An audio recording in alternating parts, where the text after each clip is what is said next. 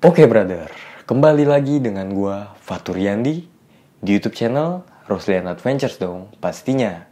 Sebelumnya mohon maaf karena gue jarang upload video podcast karena banyak banget kesibukan yang harus dikerjain. Di video kali ini gue bakal bercerita kejadian yang gue alamin pada saat gue mendaki Gunung Rinjani pada bulan September kemarin. Tapi sebelum gue mulai bercerita, gue mau ngasih tahu dulu nih.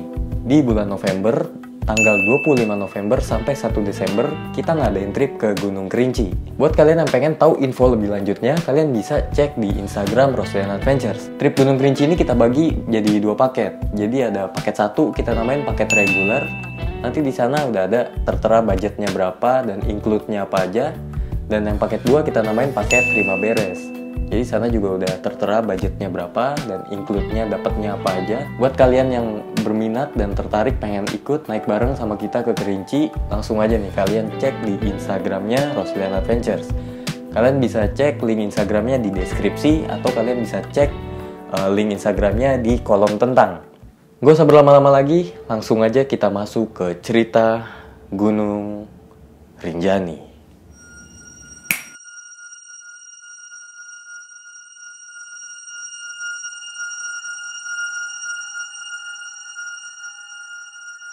Ya, sebelum kita masuk ke inti ceritanya, gue mau ngasih tahu sedikit. Jadi, mendaki Gunung Rinjani ini udah jadi impian gue yang udah lumayan lama. Jadi, sekitar tahun 2013 tuh, gue mulai tuh ada kepinginan ke Gunung Rinjani. Sampai akhirnya baru kesampaian, alhamdulillah di bulan September tahun ini. Nah, dari pertama kali gue pengen ke Gunung Rinjani, di situ gue langsung cari-cari tahu info tentang Gunung Rinjani. Dan pas selama gue lagi nyari-nyari info tentang Gunung Rinjani, di situ gue tertarik sama yang namanya sosok Dewi Anjani. Itu siapa sih si Dewi Anjani ini? Tugasnya apa, perannya apa, jabatannya apa di gunung itu. Terus ada pertanyaan di dalam diri gue tuh kayak gitu. Sampai akhirnya kemarin sebelum berangkat, dari rumah pun rasa penasaran gue tuh makin jadi gitu. Gue pengen ke Rinjani nih. Ini masih di rumah nih sebelum berangkat. Gue pengen ke Rinjani. Semoga aja gue bisa ketemu sama sosok yang disebut-sebut orang itu sebagai Dewi Anjani. Gue pengen tahu peranan si sosok ini tuh apa, segala macem lah pokoknya. Intinya gue pengen tahu siapa sih Dewi Anjani ini. Oke, akhirnya di tanggal 13 September gue berangkat dari Jakarta menuju Lombok via jalur darat. Di pendakian Rinjani kali ini gue ditemenin sama 4 orang kawan gue. Yang pertama bernama Baok, yang kedua Mas Rofik dari Kendal, yang ketiga ada Friandi dari Ciledug, dan adiknya Vira dari Ciledug juga. Setibanya di Sembalun kita nggak langsung naik. Kita repacking dulu, biasa kita nyiapin apa aja yang belum ada. Terus kita sempat sarapan dulu, sampai kira kita ngebungkus nasi buat makan di pos 2 nanti, buat makan siang, biar nggak repot nih gelar-gelar peralatan masak, jadi tinggal makan. Kira udah beres semua di Sembalun, kita naik pick up menuju kandang sapi. Di kandang sapi seperti biasa, kita berdoa dulu semua berlima. Selesai berdoa, kita start mendaki dari kandang sapi. Itu tepat jam 10 waktu Indonesia Tengah menuju ke pos 1. Di situ kita ngelewatin kandang sapi pastinya, sesuai dengan namanya kandang sapi. Terus kita agak menurun gitu, memasuki hutan-hutan, sampai akhirnya di hutan-hutan itu kita sempat break dan di situ ada tukang ojek. Nah di situ kita berunding gimana nih? Gitu. Akhirnya si Vira ini, yang satu cewek itu, dia naik ojek sama orang-orangnya. Sedangkan kita berempat mutusin buat pakai satu motor, satu ojek untuk bawa semua carrier kita. Jadi satu ojek bawa 4 carrier. Kita dikenain 25.000 per orang. Kita lanjut jalan tuh.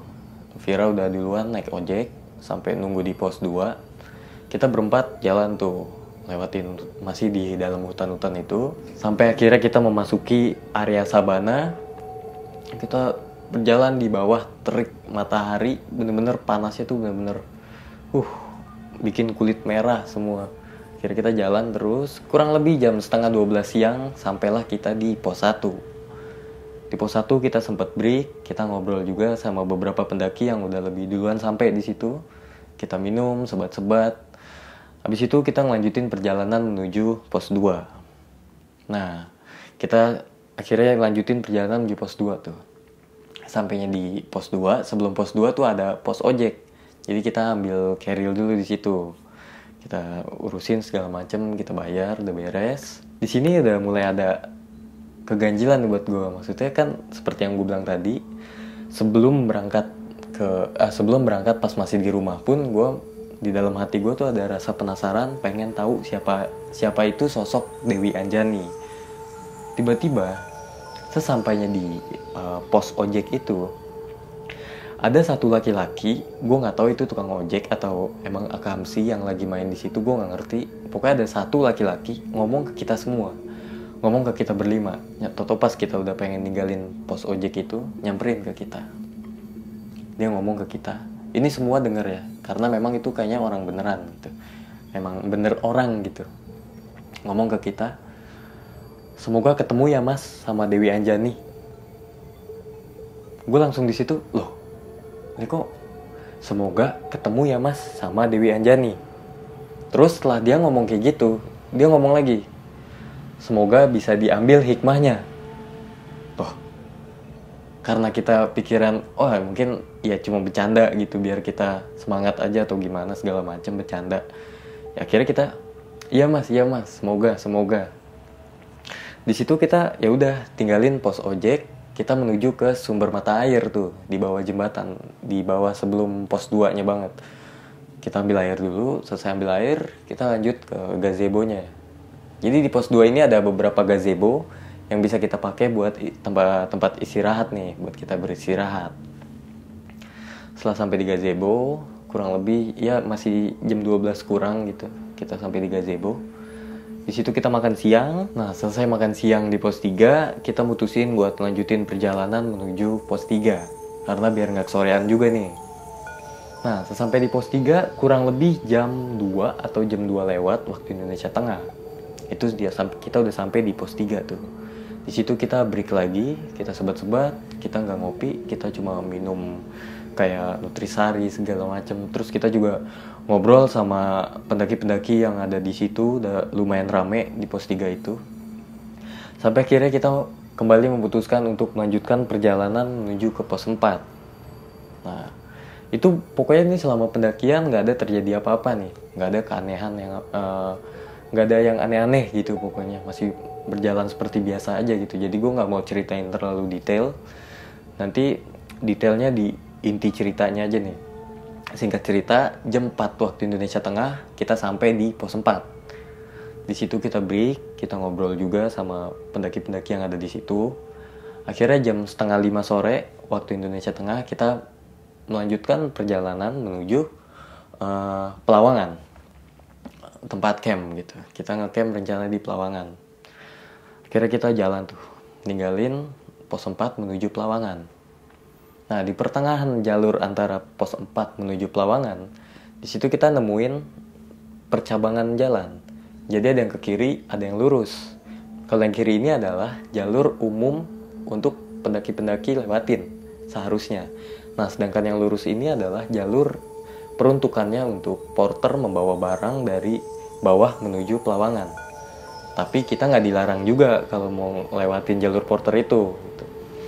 Nah, katanya jalur porter ini lebih cepat sampai ke Pelawangan dibanding jalur yang kiri. Karena karakter trek yang kiri ini lebih melipir gitu, melipir baru sampai akhirnya dia naik. Sedangkan jalur yang lurus ini kita langsung, memang jauh lebih mendadak, perbandingannya jauh itu dibanding yang kiri. Cuma lebih cepat nyampenya. Akhirnya di situ kita lewat jalur yang lurus. Oke, singkat cerita, situ nggak terjadi apa-apa, masih normal semua. Jam 7:05, udah malam baru sampai kita di Pelawangan. Jam 7:05. Akhirnya sampai Pelawangan nih, gue sama Mas Rofik duluan nih.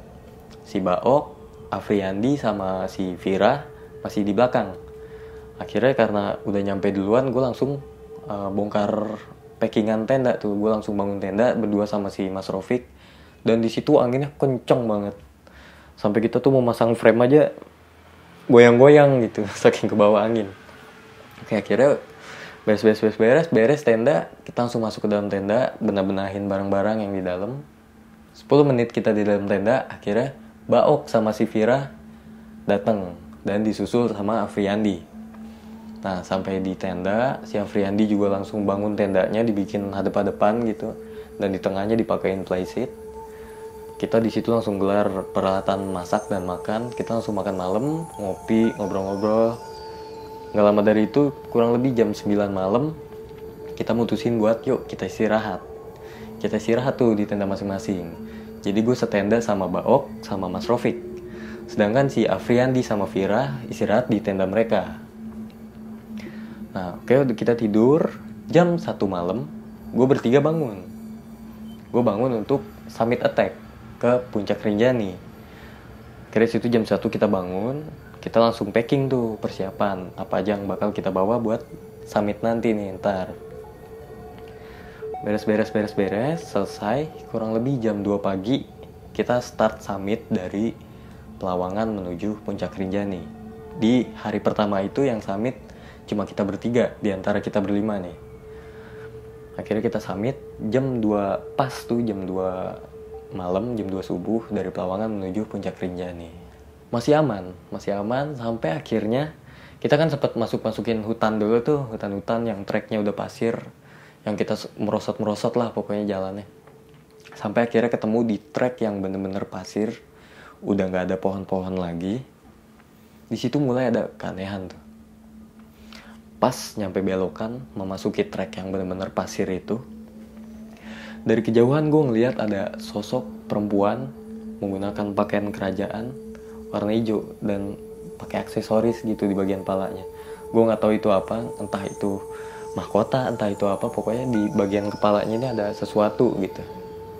Dan pakaiannya warna hijau, pakaian khas kerajaan gitu. Tapi dari jauh banget. Padahal kondisi pada saat itu subuh, gue lupa kurang lebih itu jam berapa. Pokoknya masih gelap lah, masih cuma cahaya headlamp doang. Tapi jelas gitu dari jauh di trek itu kayak ada sosok perempuan. Nah pas banget barengan di momen gue ngeliat si sosok ini dari kejauhan, tiba-tiba kaki sebelah kanan gue nih langsung sakit. Di pangkal paha gue nih langsung sakit.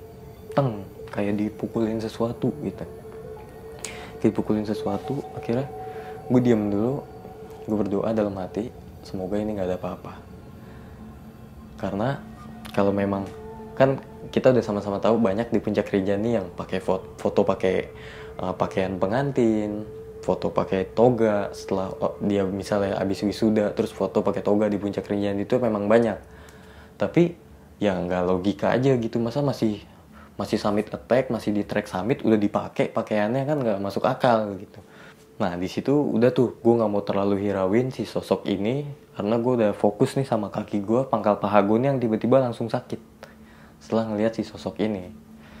Setelah gue lagi fokus sama si kaki gue ini, gue lagi fokus kenapa sih kok tiba-tiba kayak gini. Bukan kram, beda ya. Kalau kram tuh kayak ada ketarik gitu. Kalau ini memang bener-bener di pangkal paha gue nih sakit, kayak dipukul-pukul sesuatu gitu. Udah, setelah gue udah selesai nih merhatiin si kaki gue ini yang tiba-tiba sakit, pas gue nyenterin ke arah atas lagi, ke arah trek summit itu, sosok yang gue lihat dari kejauhan tadi udah nggak ada. Tiba-tiba udah, kan gue nggak tahu ini kemana. Pas gue udah mau fokus ke trek lagi, udah mau lanjut jalan, udah nggak ada. Di situ gue diem lagi dan gue berdoa lagi dalam hati, Tuhan semoga nggak terjadi apa-apa.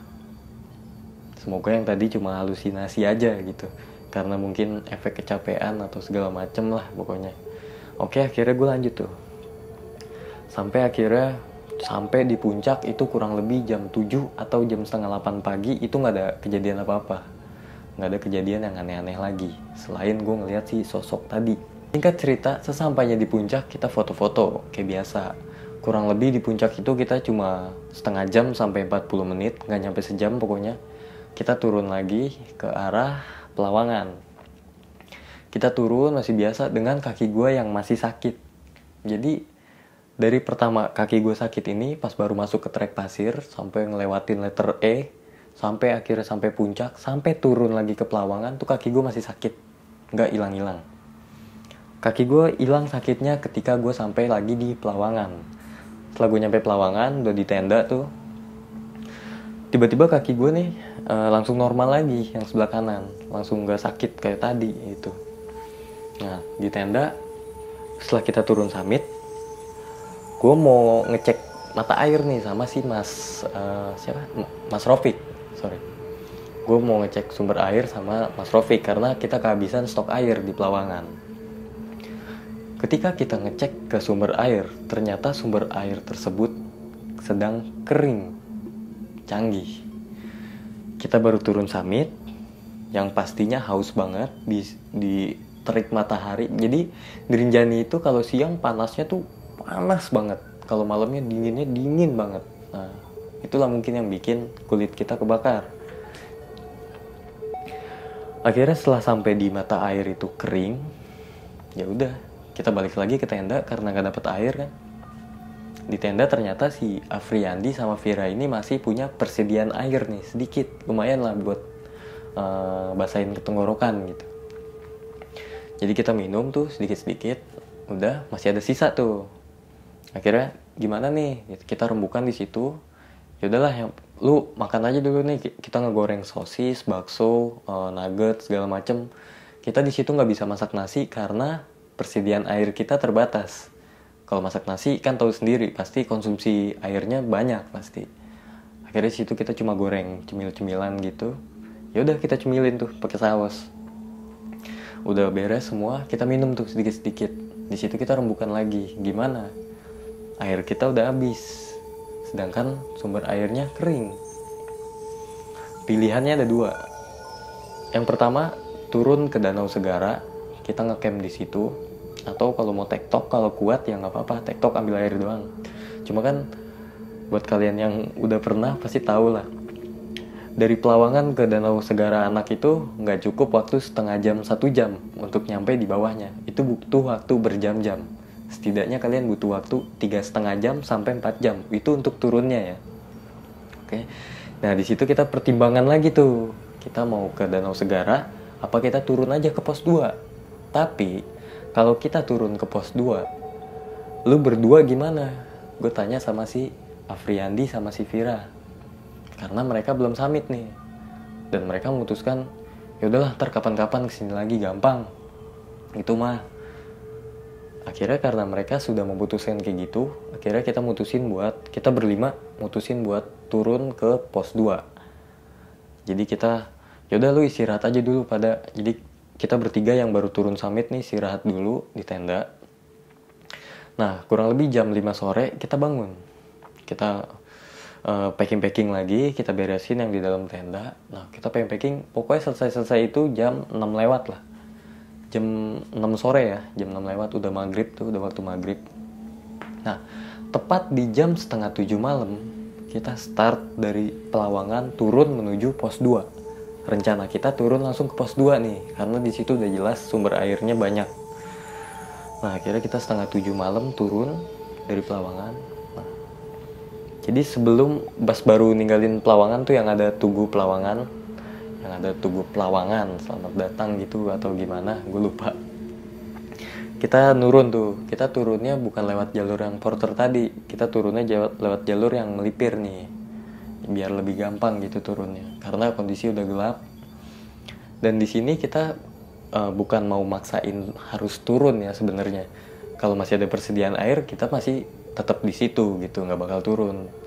Dan karena ini udah kehabisan air, dan itu salah satu poin yang paling penting kalau kita mendaki gunung, air, karena air itu sumber kehidupan. Jadi akhirnya kita mutusin, ya udah biarpun udah gelap kayak gitu, ya udah kita tetap turun ke pos 2. Dan itu hasil keputusan bersama ya. Setelah kita turun ninggalin Pelawangan, di pertengahan trek tuh jadi Baok sempat setel musik gitu biar nggak terlalu sepi, karena yang turun itu cuma ada kalau nggak salah 3 rombongan gua dan 2 rombongan lainnya. Tapi masing-masing rombongan kita itu terpisah jarak yang lumayan jauh. Jadi headlampnya tuh soalnya jauh banget. Dan kita rombongan yang terakhir. Jadi yang 2 ini udah di depan duluan, udah turun. Nah, pas kita lagi di pertengahan antara Pelawangan sama pos 4 tuh, di situ ada belokan yang lumayan patah ke arah kanan gini. Di situ pas di sorot cahaya lampu senter gue nih, headlamp gue, ada buletan 2 warna hijau pas di hook tuh, pas di belokan gini, ada 2. kayak mata, pokoknya dia warnanya hijau tapi kayak mata, nyorot tajam banget ke arah kita, ke arah rombongan kita. Di situ gue langsung diem dan gue langsung manggil si Baok. Ok, Baok nengok, lagunya tolong matiin dulu dah. Situ Baok sempat nanya, hah? Nah untungnya dia nggak banyak tanya dan langsung, oh iya, langsung dimatiin lagunya.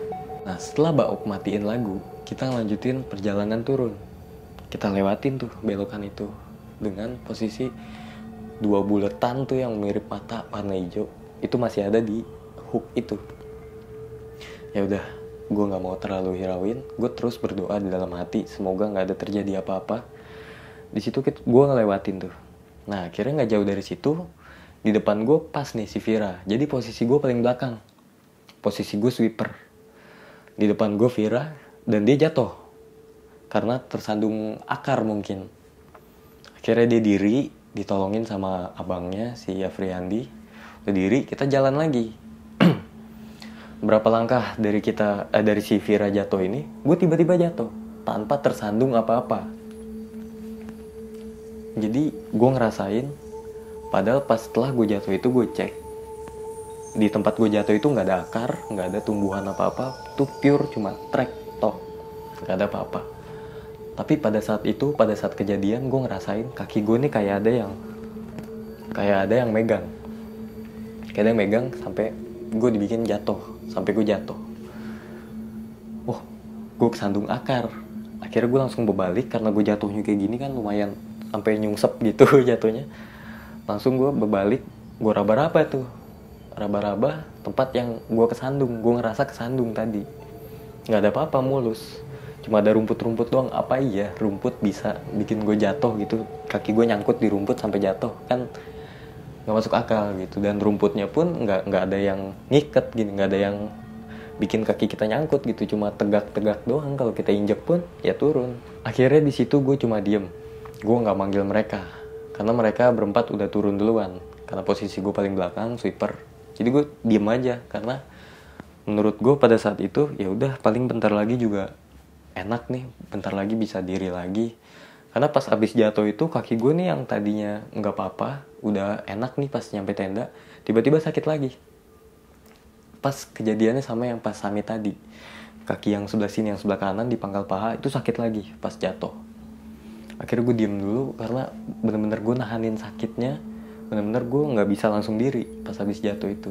Jadi yaudah gue diem aja dulu sambil gue berdoa di dalam hati semoga ini nggak terjadi apa-apa ya Tuhan. Sampai akhirnya gue lumayan lama berhenti di situ karena gue belum kuat juga buat diri. Nah akhirnya ada salah satu dari mereka yang ngeh tuh bahwa gue jatuh dan gue belum diri lagi sampai saat itu. Akhirnya mereka nyamperin gue lagi nih ke atas, balik lagi ke atas. Semua nyamperin gue, ditanya, Tur, lu kenapa? Aman gak? Gue masih bilang, aman. Akhirnya karena mungkin mereka gak percaya kalau gue masih aman-aman aja, mereka lanjut lagi ke atas. Itu masih sedikit naik, dia teriak, nanya. Gue bilang aman, tapi mereka tetap, yaudah naik aja, cek. Akhirnya kaki gue yang kanan kan sakit tuh. Nah barulah di situ Baok sama si Mas Rofik ini bilang, sebenarnya kita dari pas summit juga udah merhatiin lu, jalan lu tuh udah beda. Jadi mereka tuh ngeliat gue jalan udah miring lah gitu, kayak nahanin sakit. Iya kaki gue sakit banget. Sakit lagi, iya. Ya udah. Nah di situ kayak udah ada sesuatu keganjilan nih. Sakitnya tuh kayak bukan yang sewajarnya, kayak bukan, gue tuh nggak kenapa-napa, nggak, maksudnya kalau kram gitu wajar karena kedinginan mungkin. Nah kalau ini kan sakit karena bukan karena apa-apa gitu. Gue juga bingung kenapa bisa sakit kayak gini. Kaki gue dipijitin sama Baok. Si Intum gue pijitin sambil dia baca-baca di dalam hati doa kayak gitu mungkin. Dipijitin tuh. Nah pas baru dipegang Baok nih beberapa pijitan, kaki gue yang tadinya masih bisa gerak cuma sakit, tiba-tiba sakitnya hilang. Terus kaki gue malah jadi kaku. Kaki gue malah jadi kayu nih. Bukan jadi kayu, jadi kayak kayu. Diangkat nih sama Baok. Kayak gini, kayak kayu. Persendian gue tuh udah gak bekerja semua. Jadi gue pengen gerakin telapak kaki gue udah nggak bisa, gerakin lutut udah nggak bisa, pengen tekuk gitu nggak bisa, jadi udah lurus aja gini, jadi kayak kayu. Akhirnya di situ mereka udah mulai ngerasa ini bukan sakit gitu, bukan beneran pure sakit. Apalagi si Baok udah, ya mungkin dia udah tahu gitu bahwa udah ada yang masuk nih, kata dia. Nah pas kayak gitu gue masih sadar tuh, di situ gue masih ngeh nih siapa aja yang ada di situ, pokoknya masih gue lah gitu. Nah gak lama dari situ Baok terus pijitin gue, sampai akhirnya gue ngerasa bener-bener di belakang gue ini berat banget, sampai akhirnya gue nggak bisa nahan. Dan pokoknya di situ tiba-tiba rame, dan ada teman-teman gue masih ada, tapi kita ada di tempat yang berbeda. Di situ gue udah nggak bisa ngelihat apa-apa lagi selain banyak orang lalu lalang, dan ada satu sosok yang menonjol. Sosok itu adalah sosok yang gue lihat tadi subuh pada saat kita summit. Sosok perempuan dengan pakaian kerajaan berwarna hijau, dengan masih sama dengan aksesoris di kepalanya. Itu terus mantau kita di daerah itu. Jadi pas gue ngerasa kayak gitu tuh udah nggak ada tuh pohon-pohon, trek tuh udah nggak ada. Jadi situ kita pokoknya udah kayak pindah tempat, tapi kita semua di situ kita berlima ada. Sampai akhirnya gue dibopong diri. Di situ gue masih antara gue sadar atau nggak sadar. Jadi kadang gue ngelihat di situ rame, tapi kadang blek di track lagi. Jadi gue kayak di blek itu di switch on switch off. Jadi setelah gue dibopong diri, yaudah yuk kita tetap melanjutin turun. Sebisa mungkin gue lawan, gue pengen keluar dari situ. Soalnya di situ gue ngerasa kayak gue ditarik. Gue ngerasa kayak gue ayo lu ikut sama kita. Dan sesuai pengakuan teman-teman gue yang ada di situ, dan gue sebenarnya pengen banget cerita ini bareng mereka, tapi karena mereka punya kesibukan masing-masing, soalnya lebih greget nih kalau ada versi mereka nih yang ngeliat gue pada saat itu gimana. Tapi ada videonya, nanti gue masukin videonya yang pas malam kejadian itu. Nah akhirnya singkat cerita gue dibopong tuh sama, jadi carrier gue disuruh lepas nih, carrier gue dibawain, gue nggak tahu tuh dibawain sama siapa. Pokoknya gue dibopong sama si Afriandi, carrier dia pun juga dibawain, nggak tahu juga gue sama siapa dibawainnya. Pokoknya gue berdua dibopong tuh, gue berdua jalan tuh samping-sampingan sama si Afriandi ini. Nah jadi selama gue dibopong ini, setiap ada jurang, jadi kan jurangnya tuh lumayan dalam-dalamnya. Kalau turun di Sembalun tuh mungkin di jalur lain juga sama, tapi pada saat itu kebetulan jurangnya tuh lumayan dalam-dalam. Setiap di depan ada jurang, gue langsung ketarik. Jadi gue langsung ketarik. Yang megangin gue nih. Jadi pas dibopong itu, kaki gue tuh lurus. Kaki gue tuh yang dua-duanya nggak bisa gerak. Dua-duanya sama sekali nggak bisa gerak kaki gue selama gue dibopong. Jadi kayak orang pingsan, dibopong, dipaksa jalan. Jadi kakinya nyeret gitu, kaki gue gitu nyeret di trek. Di situ gue ngerasa setiap mendekati medan jurang, setiap area yang ada jurangnya sebelah kiri, entah itu sebelah kanan, atau ada bebatuan, pokoknya segala sesuatu yang bisa membahayakan kita, di situ kontrol diri gue tuh langsung hilang. Nah sebelumnya nih, jadi pas masih di trek biasa aja, gue masih bisa ngontrol diri gue nih. Gue masih sempet nanyain, Mas Rofik mana? Gitu. Terus Vira mana, adek lu? Jangan jauh-jauh ya, mereka berdua gitu. Ada di belakang, aman, tenang gitu. Jadi selama gue di kondisi kayak gitu tuh, di bayangan gue tuh mereka berdua nih yang muncul terus, Mas Rofik sama si Vira, adiknya Friandi. Mereka berdua terus, gue takut terjadi apa-apa, makanya gue tanyain terus, dan gue bilang ya mereka jangan jauh-jauh dari kita. Terus mereka bilang ya udah aman di belakang ada. Oke, akhirnya kita ngelanjutin jalan tuh. Nah jadi selama gue dirangkul itu, kaki gue nggak napak. Selama gue dibopong gitu, dirangkul gini, apa sih namanya gini lah pokoknya. Kaki gue tuh di trek nggak napak. Jadi kaki gue tuh ngambang. Kaki gue nih kaki gue dua-duanya nggak bisa digerakin. Kaki gue kayak kekunci, tangan gue kekunci, semua kontrol badan gue tuh nggak bisa gue kendaliin. Ya udah, gue di dalam hati terus berdoa ngelawan apapun yang ada, apapun kondisi yang lagi gue alamin sekarang, kita alamin semua sekarang. Semoga nggak ada terjadi apa-apa di antara kita. Gue terus berdoa kayak gitu, terus ngelawan dengan kondisi yang di sekitar gue tuh ntar kadang rame, kadang trek lagi. Nah situ kita terus turun tuh ke arah bawah. Di situ kita nggak ketemu sama sekali sama pendaki yang mau naik ataupun yang mau turun. Jadi ya udah, kita jalan aja, yang penting kita terus bergerak turun. Di situ dengan posisi gue masih dibopong sama si Afriandi ini, kita turun sampai akhirnya di depan kita tuh kurang lebih jarak 10 meter ada jurang sebelah kiri. Di situ gue ngerasa badan gue langsung di dada gue nih ketarik ke arah jurang itu. Mau nggak mau otomatis si Afriandi ini kebawa dong karena dia megangin gue. Padahal badan Afriandi itu bisa dibilang jauh lah lebih gede dibanding badan gue. Dan dia pun udah megangin gue tuh kayak gini. Jadi gue dipegangin gini dan dada gue juga ditahan sama dia. Tapi masih ke bawah dengan posisi kaki gue yang gak bisa gerak. Jadi gue kayak ditarik dan dia ke bawah. Jadi di saat gue sama si Afriandi ini lagi ketarik posisinya ke arah jurang itu, si Baok langsung, mungkin dia lepas keril yang lagi di bawahnya, langsung ngejar kita berdua. Langsung dipegangin, ditarik kita berdua ke belakang. Si Afriandi ini dibantu untuk megangin gue.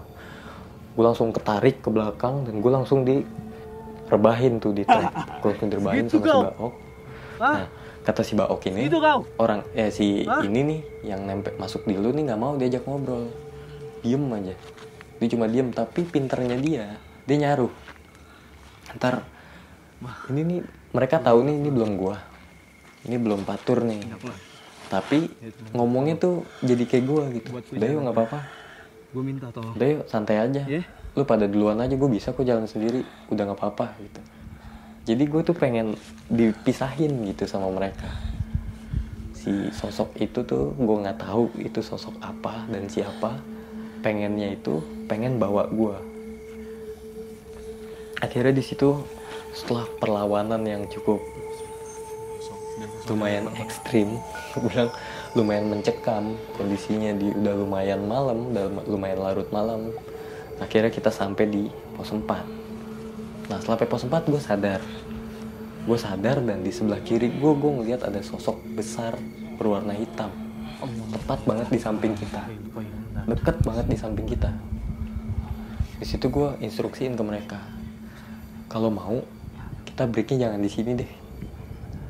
Karena di situ gue udah ngerasa nggak enak banget, gue udah lumayan takut tuh di situ karena sosoknya benar-benar besar di sebelah kiri kita tuh. Dan si Baok pun juga engah dia, yaudah jangan di sini. Akhirnya kita bilang ke Rofik, tunggu bawahan dikit ya. Ya udah aman, tenang aja. Kita turun lagi tuh ke arah pos 3 dari pos 4. Nah di situ kan gue udah mulai sadar tuh di pos 4. Nah gue udah mulai jalan tapi gue masih dirangkul, masih dipegangin, dijagain nih. Takut tau-tau gue lari katanya, kata si Afriandi ini sama yang lainnya. Nah tiba-tiba pas ninggalin pos 4 itu, tiba-tiba kontrol badan gue yang tadinya udah balik hilang lagi. Kayak gue gak bisa ngendalin diri gue lagi. Gue masuk ke alam yang tadi gue bilang yang rame, ada sosok cewek perempuan pakai baju kerajaan warna hijau. Ada itu lagi. Dan gue berada di situ lagi, kita semua di penglihatan gue pada saat itu. Akhirnya mungkin gue dibopong lagi seperti biasa. Pokoknya gue banyak yang nggak taunya nih kejadiannya pada saat itu, karena yang gue lihat itu adalah rame di situ. Jadi gue nggak tahu detail gimana pas gue dibopongnya itu gue ngapain aja, tapi si Vira videoin pas lagi kejadian. Mungkin nanti ada cuplikan videonya sedikit, gue minta dari Vira waktu itu dikirimin sama dia. Bakal gue masukin di sini nih buat kalian yang penasaran kejadiannya gimana sih sebenarnya waktu itu. Nah, jadi ini berdasarkan yang gue lihat kejadiannya pada saat itu, gue ngelihat apa aja, gue ngalamin apa aja.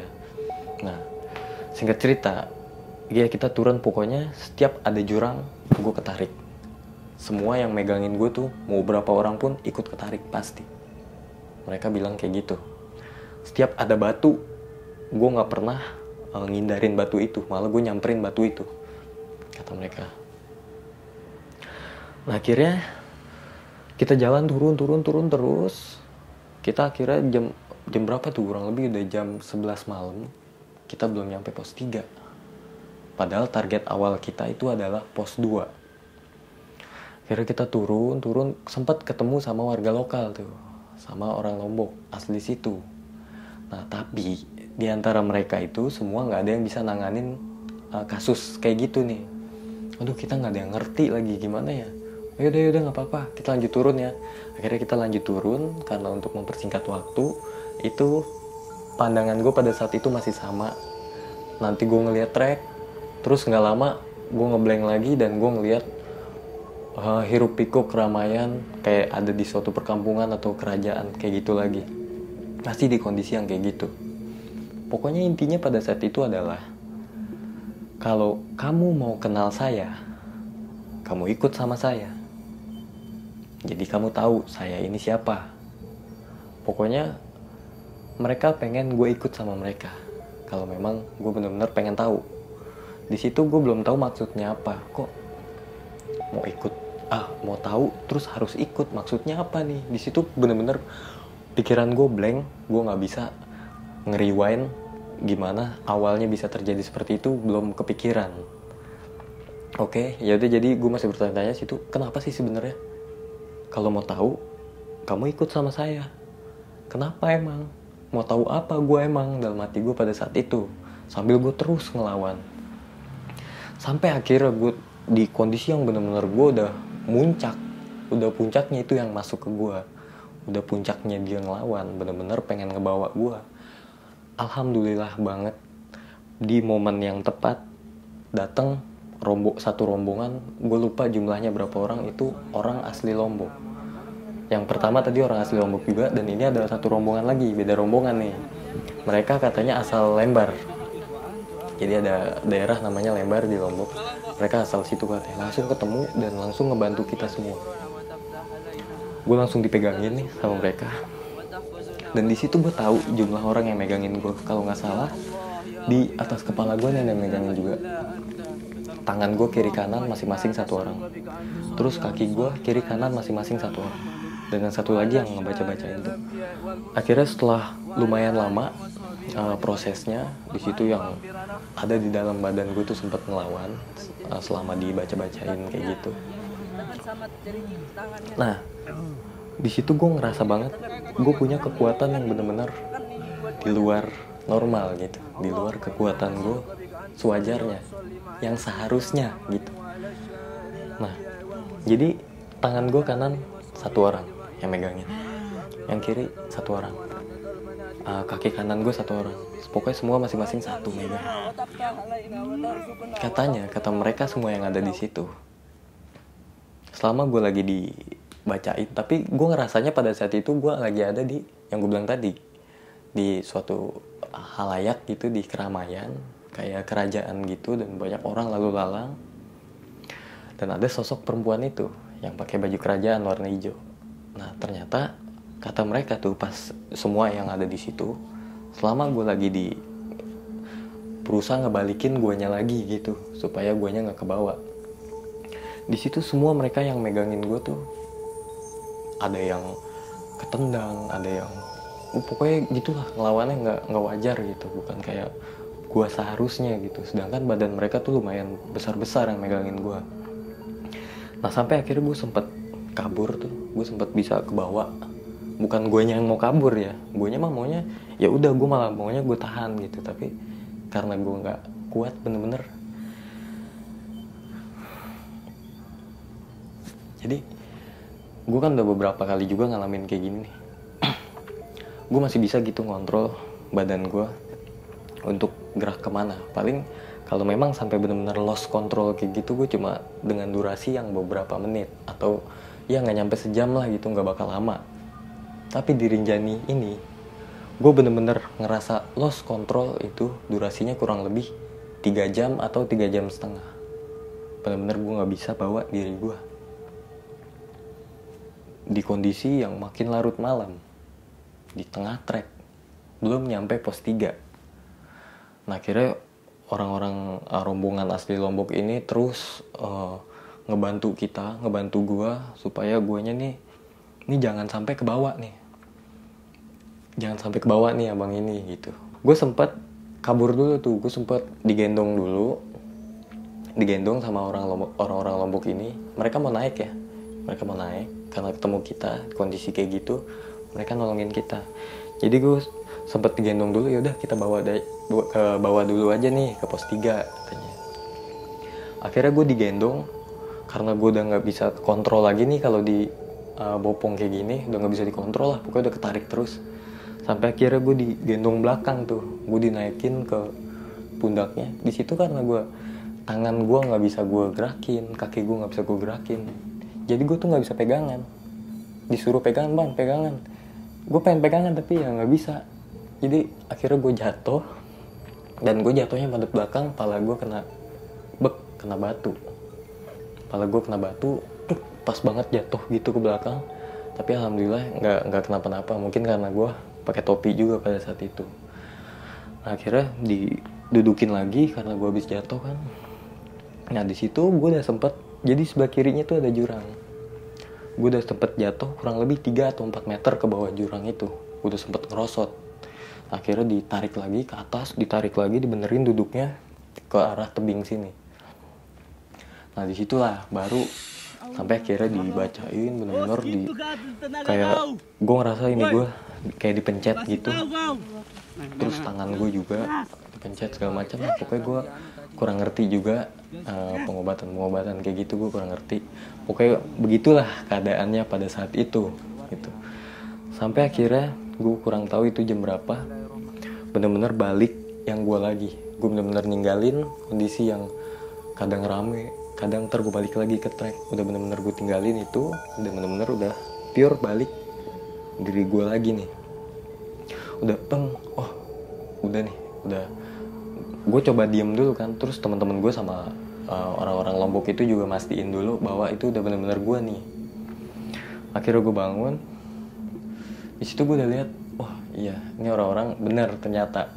Karena tadi pikiran gue nih cuma halu gue aja nih ada tambahan orang. Karena dari tadi kan kita berlima, tiba-tiba ada orang lain lagi. Gue kira sampai halu kayak gini. Ternyata pas gue udah sadar, ternyata bener nih orang-orangnya ada gitu. Akhirnya gue di situ udah sadar, dikasih minum sama rombongan orang Lombok itu. Nah di situ kita sempat kenalan tuh sama orang-orang Lombok ini, sama rombongan yang udah bantu kita. Tapi karena mungkin gue baru sadar dari blanknya gue, jadi gue lupa nama-namanya siapa aja. Semoga rombongan abang-abang ini nonton, dan beberapa kakak-kakak juga ada di rombongan itu. Gue mau ucapin banyak banget terima kasih atas kebaikan kalian yang udah mau bantu kita, yang udah mau repot-repot ngebantuin kita dan ngasih kita air minum. Dan kebetulan kondisi kita semua aus banget emang pada saat itu. Terlebih kita ngalamin kejadian kayak gini ya lebih capek. Dan alhamdulillah atas pertolongan Tuhan dan perantara melalui kalian, kita semua alhamdulillah selamat sampai sekarang, sampai rumah masing-masing gitu. Sekali lagi kita mau ucapin banyak terima kasih buat rombongan abang-abang yang dari Lembar yang udah bantu kita. Semoga abang dan kakak-kakak semua nonton video ini. Nah, akhirnya setelah semua kondisi udah terkontrol, sudah kondusif, rombongan abang-abang Lombok ini semua tuh satu rombongan mutusin lanjut ke Pelawangan. Dan kita mutusin buat lanjut ke pos 3. Nah, perencanaan awal kita kan turun langsung ke pos 2. Karena kondisinya sepertinya tidak memungkinkan, akhirnya kita bikin tenda lah di pos 3. Di pos 3 kita istirahat. Gue juga istirahat di situ, kita semua istirahat. Karena malam yang kondisi kayak gitu, gue nggak sempet ambil footage di video kemarin nih, video vlog Rinjani itu gue nggak ngerekam deh. Pokoknya ya kondisi kayak gitu gimana gue mau ngerekam gitu. Akhirnya keesokan paginya kita bangun, kita sempat cari air tuh di pos 3, akhirnya nggak dapet juga.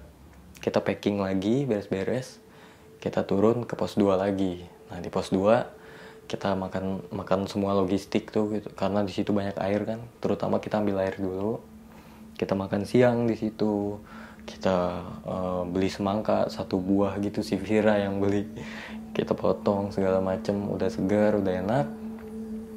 Kurang lebih jam 3 sorean gitu, sampailah kita di bukan sampai gitu, kita ngelanjutin turun ke arah kandang sapi. Nah setelah perjalanan turun itu nggak ada kejadian apa-apa tuh, semua udah biasa-biasa aja, dan gue nih udah nggak ngalamin apa-apa lagi. Sampailah kita kurang lebih jam 5:30 atau jam 5 sore di kandang sapi.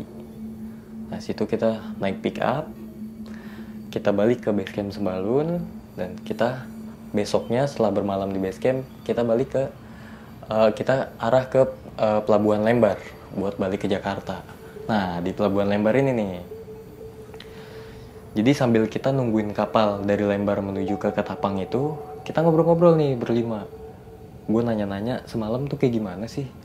Gue tuh kayak gimana semalam? Akhirnya si Vira nunjukin video. Ih, lu videoin? Gue bilang gitu. Iya nggak apa-apa kan? Coba lihat-lihat. Gue lihat. Wih. Nanti video gue taruh di sini. Jadi gue lihat tuh video-videonya. Terus kita lanjut ngobrol-ngobrol lagi tuh. Nah, tiba-tiba pas kita lagi ngebahas yang semalam itu kayak gitu, si Vira ini tiba-tiba ngomong ke kita semua. Ngomong ke gue nih, Bang, lu nggak yang lu ngomong sama abang gue? Gitu. Jadi gue sempet ngobrol sama si Afriandi ini pas di trek turun. Pas kita sambil turun tuh kita sambil ngobrol. Jadi situ kita ngebahas, kita nih punya rasa penasaran yang sama. Gue sama si Afriandi, ternyata dia dari dulu juga penasaran sama Dewi Anjani. Dan itu kita bahasnya di trek. Setelah trek turun tuh pas kita gak jauh dari Pelawangan. Oh iya. Nah, lu ngeh juga gak, kata si Vira ini, tukang ojek pas kita baru naik di pos 2, dia ngomong apa? Oh iya, semoga ketemu ya mas sama Dewi Anjani, semoga diambil hikmahnya. Dia ngomong kayak gitu. Nah di situ sebenarnya pas si tukang ojek ini ngomong kayak gitu, di dalam hati gue langsung, kok dia tahu maksud gue gitu. Di dalam hati gue tuh dari rumah pun sebelum gue berangkat, di situ gue udah punya rasa penasaran di dalam hati gue bahwa gue pengen tahu siapa itu Dewi Anjani. Kenapa tiba-tiba orang yang gak kenal, yang gak pernah ngobrol sama sekali sama kita, tiba-tiba ngomong kayak gitu ke rombongan kita. Semoga ketemu ya mas sama Dewi Anjani. Di paragraf kedua, semoga bisa diambil hikmahnya. Di situ baru rewind semua. Kenapa bisa terjadi kayak gini? Wah, iya ini salah. Berarti gue salah kayak gini. Gue terlalu penasaran dengan siapa itu sosok Dewi Anjani, sampai akhirnya di situ gue simpulin berdasarkan yang gue alamin di malam waktu itu, di malam pas turun dari Pelawangan itu, kalau memang kamu pengen tahu saya, ya udah kamu ikut sama saya. Jadi ini artinya, ini maknanya yang malam itu. Jadi selama malam kejadian itu kan gue masih bertanya-tanya maksudnya apa. Pas di Pelabuhan Lembar lagi nunggu kapal itu gue baru ngeh bahwa maksudnya tuh ini loh. Kalau kamu mau kenal sama saya, mau tahu saya, kamu ikut sama saya, kamu gabung sama kita. Mungkin pada saat itu kalau gue nggak bisa ngelawan, atau gue mereka ini yang udah semua yang udah nolong gue nggak sigap, mungkin gue udah wassalam, gue udah nggak bisa cerita di sini sama kalian semua, dan gue udah ada di alam mereka. Mungkin gue udah ikut sama mereka dan gue udah tahu siapa itu Dewi Anjani, mungkin ya. Tapi alhamdulillah sampai detik ini gue masih sehat dan masih bisa cerita sama kalian semua pengalaman yang gue alamin di Rinjani. Nah jadi segitu aja cerita gue di Gunung Rinjani yang terjadi pada bulan September kemarin. Jadi masih hangat nih, masih baru beberapa bulan yang lalu. Tujuan gue cerita kayak gini bukan untuk menakut-nakuti kalian. Jangan gara-gara gue cerita kayak gini, kalian yang tadinya suka naik gunung atau pengen naik gunung jadi takut naik gunung. Jangan. Maksud gue cerita kayak gini adalah untuk pelajaran buat kita semua, agar di pendakian atau di perjalanan selanjutnya, entah itu kemana, kita jangan mengulangi kejadian yang sama gitu. Oke sob, segitu aja cerita gue di Gunung Rinjani kali ini. Mohon maaf kalau ada kesalahan kata-kata dalam pembawaan cerita gue. Oh ya, gue mau ingetin sekali lagi, di bulan November, tanggal 25 November sampai 1 Desember, kita ngadain trip ke Gunung Kerinci. Untuk info lebih detailnya mengenai budget dan include-nya apa aja, kalian bisa langsung cek di Instagram Roslian Adventures. Nanti linknya gue taruh di deskripsi, atau kalian bisa cek di kolom tentang. Nah, buat kalian yang belum subscribe, silahkan di-subscribe dulu. Pencet nih tombol merah yang ada di bawah. Jangan lupa nyalain tombol lonceng notifikasinya, biar kalau kita upload video-video terbaru, kalian dapat notifikasinya. Dan buat kalian yang udah subscribe, gue mau ucapin banyak-banyak sekali atas support dan dukungan kalian. Oke, segitu aja cerita gue di Gunung Rinjani kali ini. Sampai bertemu di video-video selanjutnya. Gue Faturiandi pamit undur diri. Salam Lestari.